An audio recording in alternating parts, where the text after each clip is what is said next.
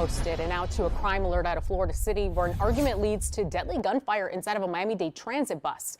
And Local 10 Hatzel Vela joins us live from the scene of that crime with all the latest on the investigation. Hatzel.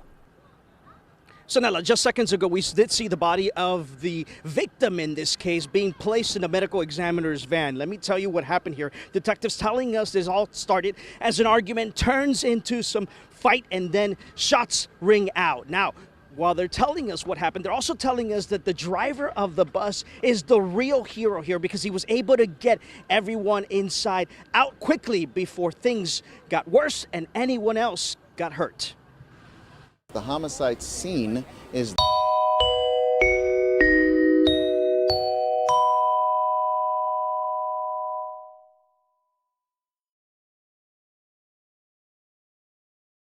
This is a test of the Sulliex public warning system for Miami, Florida.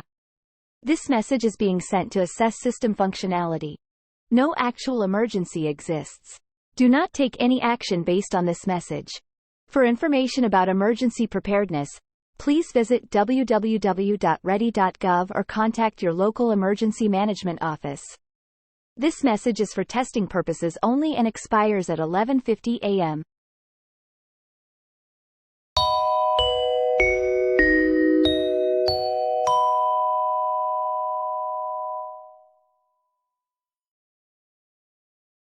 If shots would have rang out and that bus would have still been full of passengers, who knows who could have been hit by a stray bullet and clearly be an innocent victim. We know the bus has cameras and detectives are carefully analyzing the video. That gives us that opportunity to be able to see exactly how things unfolded and who did what.